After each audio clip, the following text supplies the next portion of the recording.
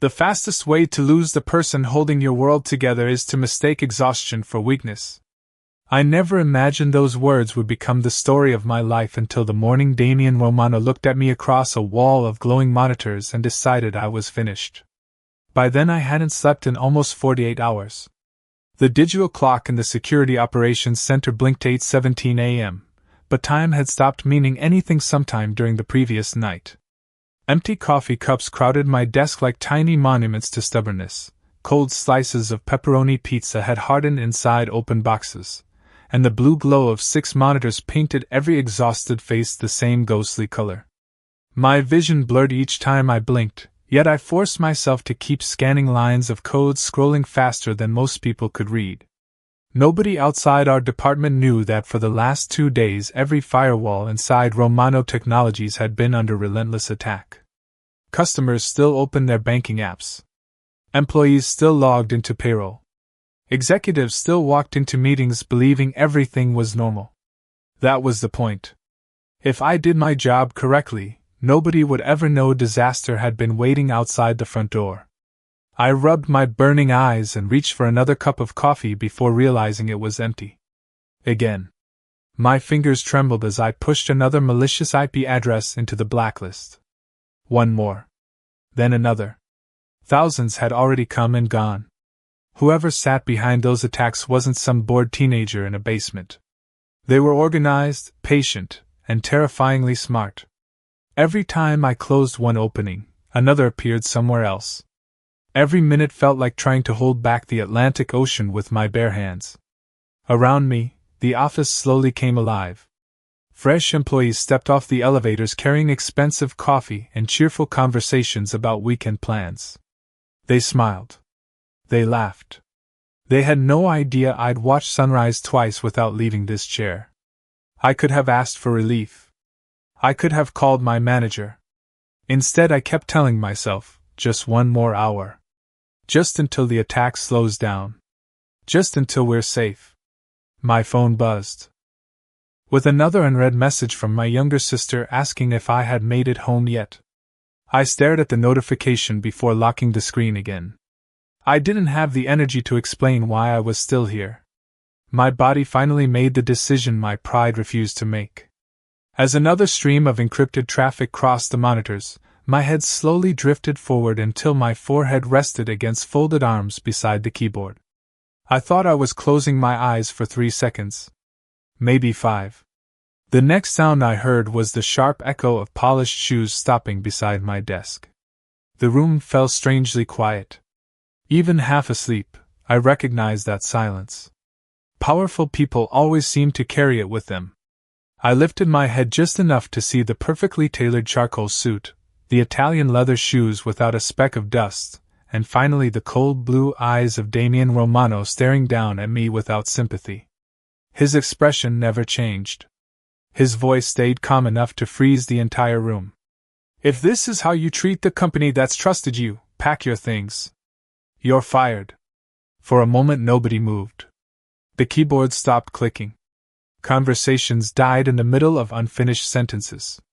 Even the constant hum of cooling fans seemed quieter, as every pair of eyes shifted between Damian Romano and me. I slowly pushed my chair back, my legs unsteady after sitting for so many hours. There were dozens of responses I could have given. I could have explained the attack. I could have pointed toward the endless security alerts still flashing across my monitors. I could have told him that every minute I spent awake had protected millions of customer records and years of confidential corporate research. Instead, I simply nodded. I understand, I whispered, surprised by how calm my own voice sounded. Damian held my gaze for another second before turning away without another word. His executive team followed him through the operations center, their polished shoes fading into a hallway as quickly as they had appeared. Just like that, my career inside Romano Technologies was over. Nobody spoke until the elevator doors closed. Then the room slowly came back to life, except nothing felt normal anymore. A few coworkers glanced toward me with sympathy they were too afraid to express out loud. Others avoided looking at me completely. I could almost hear the thoughts racing through their heads. Sleeping during work. in front of the chief executive officer. There was no recovering from that. My supervisor, Nathan, walked over holding a cardboard storage box. His shoulders sagged before he even reached my desk. "Emily." "I am sorry," he said quietly. "Human Resources has already been notified." I forced a small smile that felt heavier than anything I had carried during the past 2 days. "It is okay. You are just doing your job." He looked like he wanted to ask questions, but company policy had already built a wall between us. I unplugged my keyboard first. Then my ergonomic mouse. Family photos came next. One showed my sister Lily laughing on a beach in Florida last summer. Another captured my parents celebrating their 35th wedding anniversary before my father passed away from heart failure the following winter. I carefully placed each frame into the box. At the bottom drawer sat a faded gray hoodie I always kept for overnight emergencies. I laughed softly to myself. I had worn it so often that security jokingly called it my second uniform. Apparently they had been right. My computer screen suddenly displayed another security notification before the system automatically locked me out. Access revoked. Credentials disabled.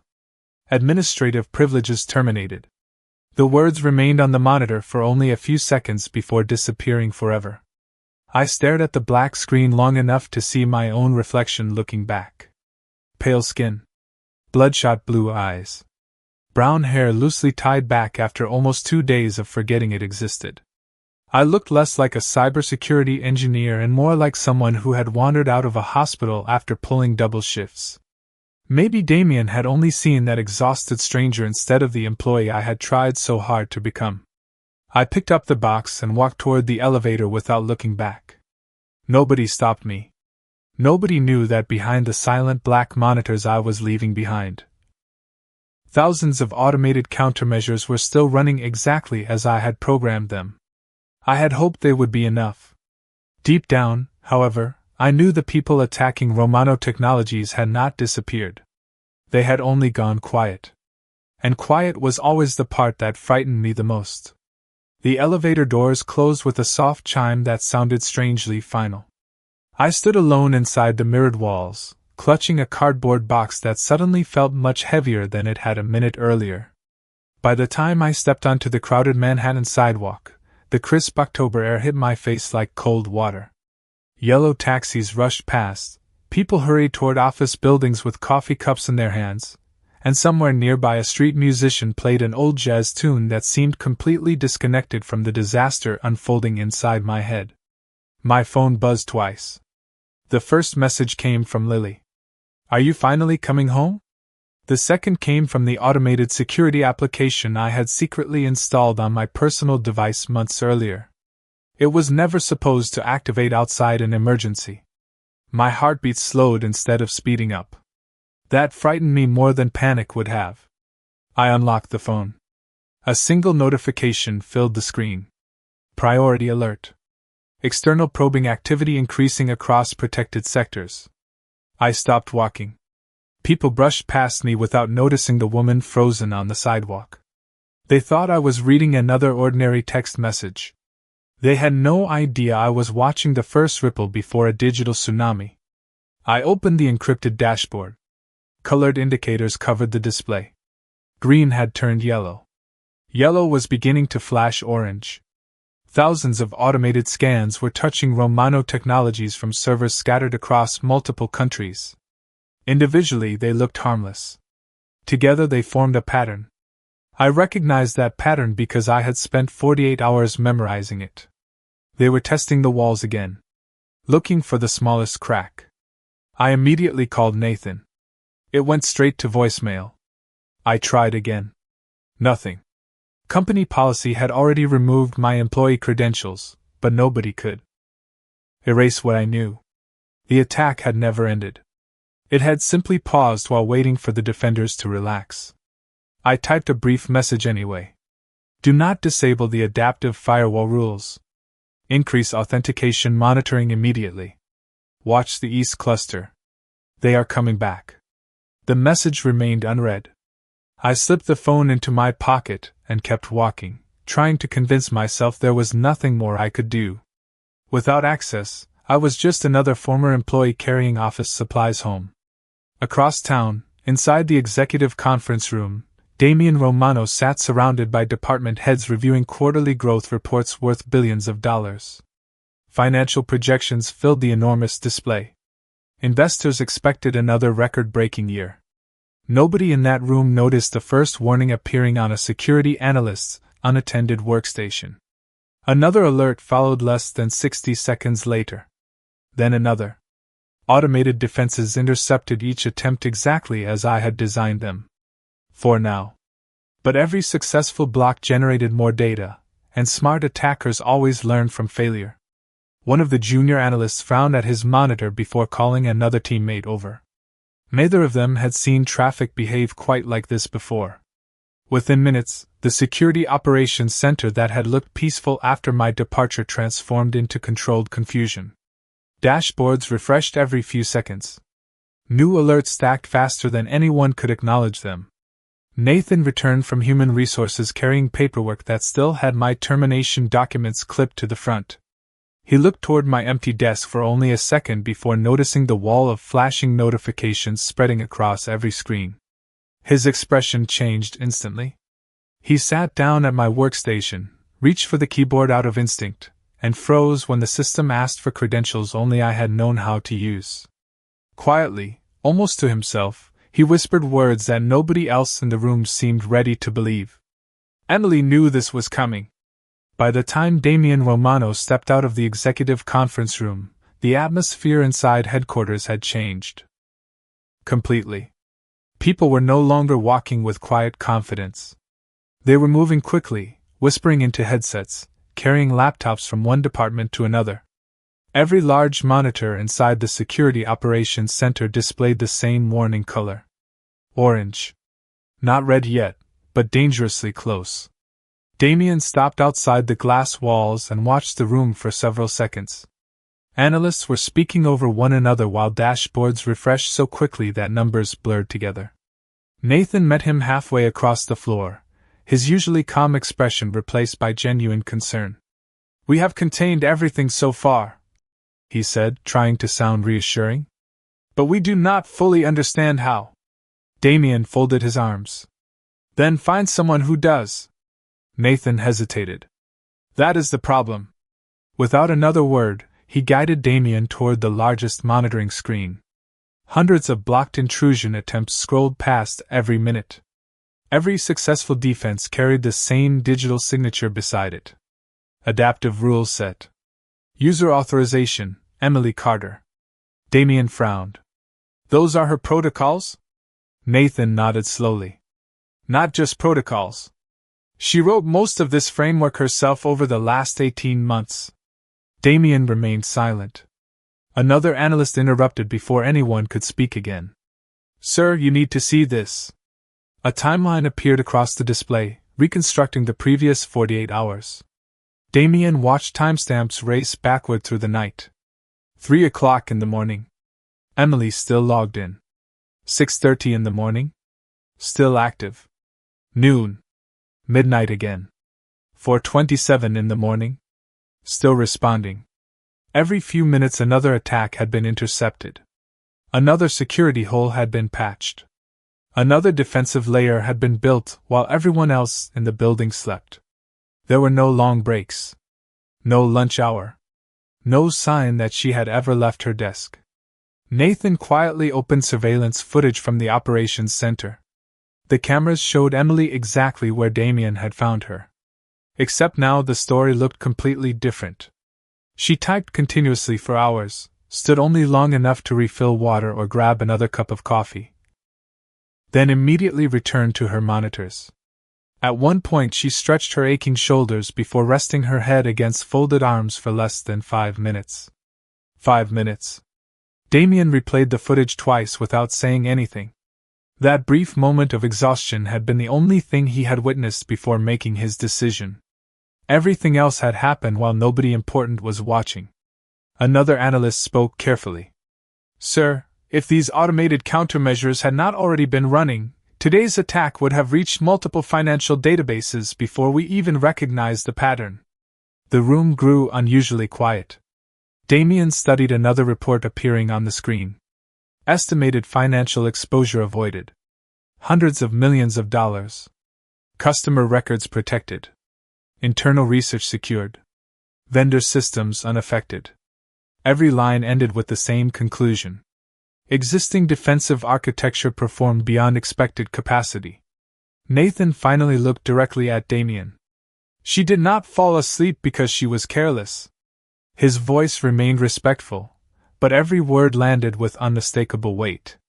She fell asleep because she refused to leave while everyone else believed the crisis was over. Damien lowered his eyes toward Emily's empty workstation. Her coffee mug still sat beside the keyboard exactly where she had left it. The cold coffee inside had never been finished. Neither had the work she was trying to protect.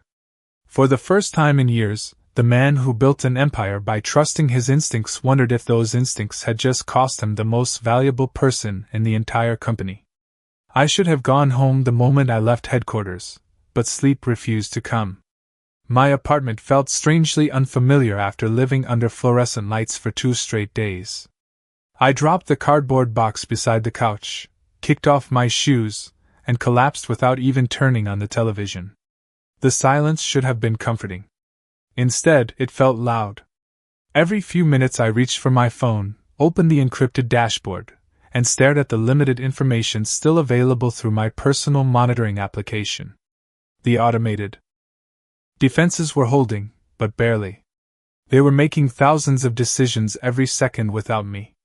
I trusted the system because I had built it, yet I knew software could only compensate for human judgment for so long. Across Manhattan, Damien Romano stood alone inside his office overlooking the skyline. Normally the view reminded him of everything he had built. Tonight he barely noticed the city lights reflecting against the glass. A thick security report lay open across his desk. He had read every page twice. Then he asked for the raw server logs. Then the surveillance recordings. Then every internal message Emily had submitted during the previous week. The more information he uncovered, the less comfortable he became. Buried among routine reports were 3 separate recommendations requesting additional personnel because sustained attacks were exhausting the cybersecurity team. Each request had been delayed while other departments focused on expansion projects. Emily never complained after that. She simply kept working. Damien opened the final email she had sent at 3:12 in the morning, less than 6 hours before he walked into the operations center. The subject line read, "Monitoring continues." The message contained no dramatic language. No request for recognition. No complaint about fatigue. It simply listed new defensive measures, identified possible future vulnerabilities, and ended with one quiet sentence. "I will remain on site until the attack pattern changes because I do not believe we are safe yet." Damien leaned back slowly, reading that final sentence again. She had been right. Every prediction matched the events unfolding inside headquarters that very afternoon.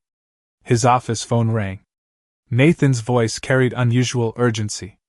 "The automated system is still protecting us, but several analysts cannot interpret the adaptive responses she created.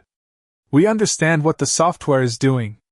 We do not fully understand why it is making those decisions." Damien closed his eyes for a brief moment. For years he had believed that leadership meant making fast decisions with absolute confidence. Hesitation cost opportunities. Doubt invited failure. That philosophy had helped him build an empire. Yet now the fastest decision he had made all year echoed louder than every successful one before it. "Has anyone reached Emily?" he asked quietly. Nathan hesitated. Human Resources tried calling twice after processing the termination paperwork. There was no answer. "Her company email has already been disabled." Damien walked toward the window, watching headlights stream across the bridges below like endless ribbons of light. Somewhere out there, the woman who had protected everything he owned was probably sleeping for the first time in days, completely unaware that the company she had sacrificed herself for was finally discovering the truth. He rested one hand against the cool glass. Reverse the termination immediately, he said. Nathan remained silent for a second before answering. Sir, we can restore her position. Damien shook his head even though nobody could see him. That is not enough. He ended the call, picked up his car keys from the desk, and walked toward the private elevator. For the first time in many years, Damien Romano was not leaving the office to close another business deal or attend another executive meeting. He was leaving because he needed to find one exhausted woman before someone else recognized her value first. When I finally woke up, darkness had already settled outside my apartment windows. My body felt heavier than the blanket covering me, and for one confusing moment I could not remember what day it was. Then I noticed the cardboard box sitting beside the couch. The family photographs. The office mug. The folded gray hoodie. Reality returned all at once. I reached for my phone and saw 14 missed calls from unknown numbers, 3 voicemail notifications, and half a dozen unread text messages from Nathan. I did not open any of them. Instead, I walked into the kitchen, filled a glass with water, and stood quietly by the sink listening to the refrigerator hum. For the first time in weeks, nobody expected me to solve a crisis. It should have felt like freedom. Somehow it felt like failure. My phone vibrated again. Another unknown number. I watched it ring until the screen went dark. Minutes later it rang again. Then again. I finally switched the phone to silent and slipped it into a drawer. If Romano Technologies wanted to replace me, they already had. There was nothing left for me to explain.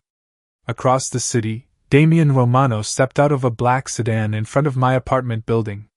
It was nothing like the luxury towers where most executives lived. The brick walls showed their age. The front entrance buzzed loudly each time a resident came home carrying groceries. A delivery driver balanced 3 pizza boxes while squeezing past him through the lobby door. Damien looked around without saying a word. His driver quietly asked, "Should I wait here, sir?" Damien nodded once. "As long as it takes." Inside the lobby, an elderly superintendent looked up from a newspaper. His eyes traveled across Damien's tailored coat before settling on the expensive watch resting beneath his sleeve. "Can I help you?" Damien offered a polite smile that surprised even himself. "I am looking for Emily Carter." The superintendent adjusted his glasses. "Apartment 14B?" Damien nodded. "She came home a few hours ago looking like she had not slept in a week." "Nice young lady. Always says hello." Damien thanked him and stepped into the old elevator. Every floor creaked as the cables slowly lifted him upward. When the doors opened, he found himself standing in a narrow hallway lined with faded blue carpet and warm yellow lights. Apartment 14B sat at the far end. He raised one hand and knocked gently. No answer. He waited another 30 seconds before knocking again, this time a little louder. Still nothing. He listened carefully. Complete silence. The superintendent had not been wrong. Emily was home. She was simply sleeping too deeply to hear the world outside her door. Damien lowered his hand, noticing a pair of worn running shoes neatly placed beside a small welcome mat. A tiny ceramic flower pot rested next to the entrance with a handwritten wooden sign that read, "Kindness grows here." The words stayed with him longer than he expected. This did not look like the home of someone chasing promotions or executive titles. It looked like the home of someone who quietly built a life one careful step at a time. His phone suddenly vibrated. Nathan's name appeared across the screen. Damien answered immediately. Nathan did not waste a second. "Sir, the attack pattern has changed. The automated system is still running, but something new just appeared. None of us have seen it before." Damien glanced once more at the silent apartment door before turning toward the elevator. Somehow he already knew exactly who would have recognized the pattern. The drive back to headquarters took less than 20 minutes, yet it felt longer than the entire previous day. Damien never looked away from the city lights passing beyond the windows. Every minute carried the same thought. Emily had predicted this. She had seen something everyone else had missed.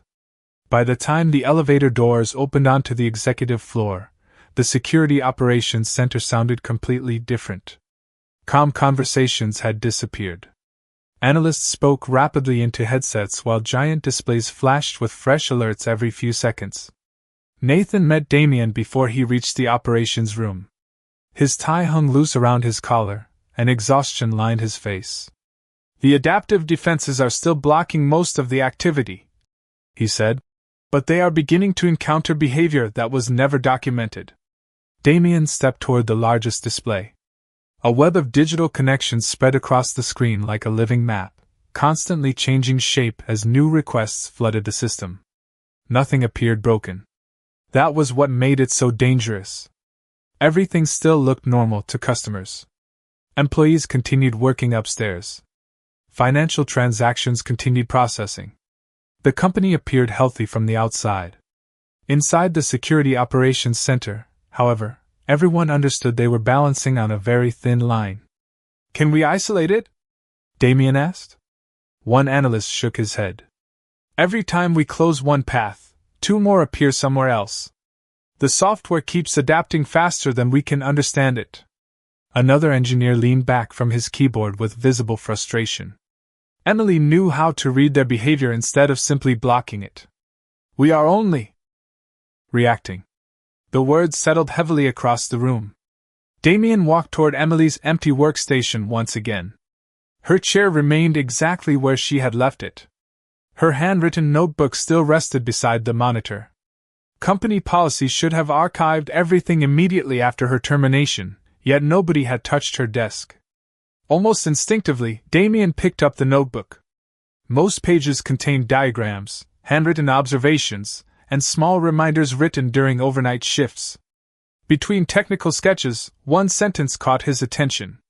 "The smartest attacker always wants the defender to chase the wrong problem." He stared at the words before handing the notebook to Nathan. "Search for anything we are ignoring." Nathan immediately began comparing Emily's notes with the incoming traffic. Minutes passed. Then one of the junior analysts suddenly sat upright.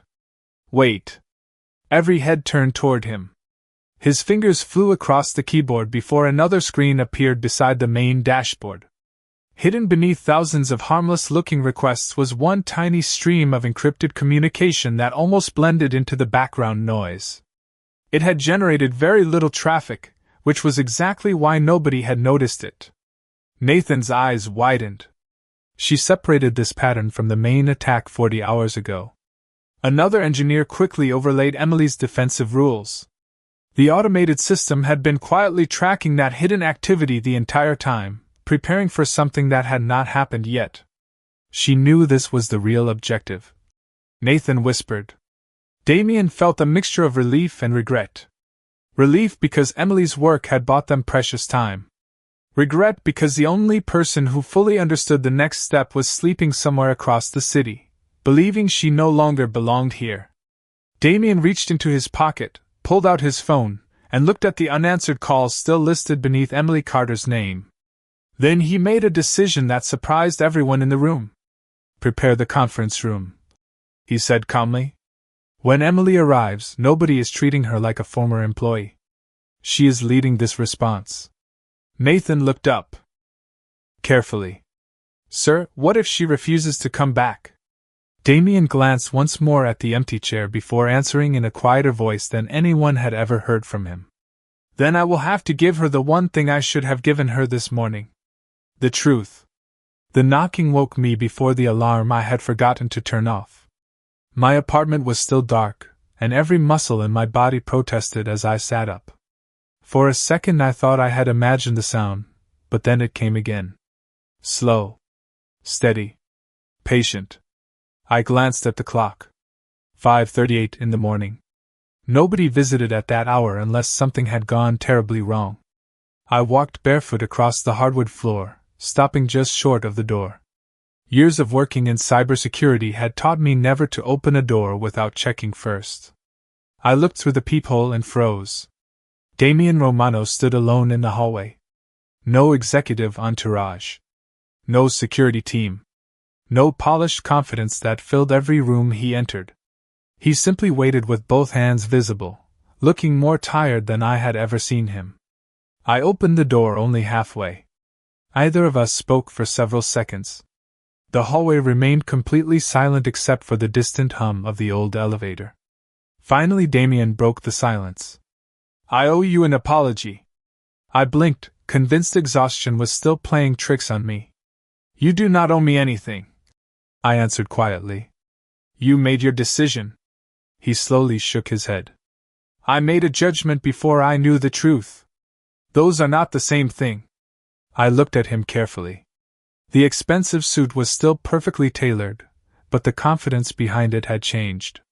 His eyes carried something unfamiliar. Regret. Real regret. I watched the recordings, he continued. I read every report you wrote. I saw what you did for 48 hours while everyone else believed the danger had passed. I folded my arms, not because I was angry but because I suddenly felt vulnerable. Then you already know everything. Damien lowered his voice. No. I know enough to realize I should have listened before I spoke. Those words landed harder than any dramatic speech ever could. Powerful people rarely admitted mistakes. The man standing outside my apartment was doing exactly that. My phone, still lying on the kitchen counter, suddenly vibrated again. I ignored it instinctively. Damien noticed the sound. That is probably Nathan, he said. The attack has changed exactly the way you predicted. I closed my eyes for one long breath. The hidden channel finally activated. Damien looked genuinely surprised. You knew? I nodded. That was never the real attack. It was only a distraction to teach your team where to look while something smaller slipped through unnoticed. His expression confirmed everything before he spoke. That is exactly what happened. Neither of us said anything for a moment. Morning sunlight slowly crept through the hallway window, softening the sharp lines of the old brick building. Damien reached into the inside pocket of his coat and removed a folded letter. Your termination has already been cancelled. I did not reach for it. I am not interested in getting my job back.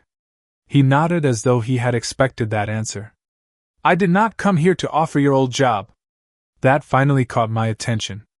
Then why are you here? He met my eyes without hesitation. Because an empire worth billions of dollars is standing only because one exhausted woman refused to give up. I am here to ask for your help, not because I own the company, but because I finally understand that you have earned something far more valuable than a position. You have earned my trust. For the first time since leaving headquarters, I believed he was no longer speaking to an employee. He was speaking to the only person who could still save everything he had spent a lifetime building. I looked at Damien for a long moment before stepping aside and opening the door the rest of the way. Come in, I said quietly. My apartment was small enough that the kitchen, living room, and dining table shared the same space. There were no expensive paintings, no marble floors, no floor-to-ceiling windows overlooking Manhattan. Just books stacked beside a worn sofa, a coffee mug still sitting in the sink, and a laptop resting on the dining table beside handwritten notes, filled with network diagrams. Damien slowly looked around without saying a word. I could almost see him realizing that the person who had protected an empire worth billions of dollars had gone home each night to a life built on simplicity instead of luxury. He placed the folded termination letter on the table without opening it. Tear it up, I said. He looked at me with quiet surprise. It no longer matters. I walked to my laptop, opened the encrypted dashboard, and within seconds the hidden traffic pattern appeared exactly where I expected. The attackers had shifted their attention away from the obvious targets, and were patiently waiting for someone inside the company to make the wrong move. Your team is watching the front door, I explained while typing. The real danger is already standing near the side entrance. Damien remained silent, watching the screens instead of interrupting. After several minutes I finished writing a new defensive sequence, and exported the instructions. Send this to Nathan immediately. Do not let anyone disable the adaptive learning process. It has been collecting information for 2 days, and now it finally understands how they think. Damien forwarded the file without hesitation. Less than 5 minutes later his phone rang. Nathan's voice was loud enough for both of us to hear. It worked. The hidden traffic just disappeared. Every suspicious connection is retreating. Damien closed his eyes briefly before thanking him and ending the call. The apartment became quiet again. He looked toward me with an expression that no longer carried authority. It carried respect. "You saved the company twice," he said. I smiled faintly and shook my head. "No. I simply finished the job I started." He reached into his briefcase one final time and placed another document on the table. This one was different. There was no termination notice. No employment contract. Across the top of the page were the words, Executive Director of Cyber Defense. "This department does not exist yet," he said. "It will if you agree to build it." I read the title without touching the paper. "Why me?" Damien answered without hesitation. "Because leadership is not measured by the loudest voice in the room. It is measured by the person who keeps everyone safe when nobody is watching." Those words stayed with me longer than any salary offer ever could. I finally picked up the document, signed my name, and slid it back across the table. Damien extended his hand. This time I accepted it. It was not the handshake between a billionaire and an employee. It was the beginning of mutual trust between two people who had learned the same lesson from opposite sides of the same mistake. A month later, the new Cyber Defense Division officially opened with analysts working around the clock under systems we designed together. The company became stronger, not because it feared the next challenge, but because it finally understood the value of listening before judging. Every time I walked past the Security Operations Center, I noticed the same coffee mug still sitting on my desk. Nobody had ever moved it. Damien once smiled when he caught me looking at it, and quietly said, "Empires are built with money, but they survive because ordinary people choose responsibility over recognition."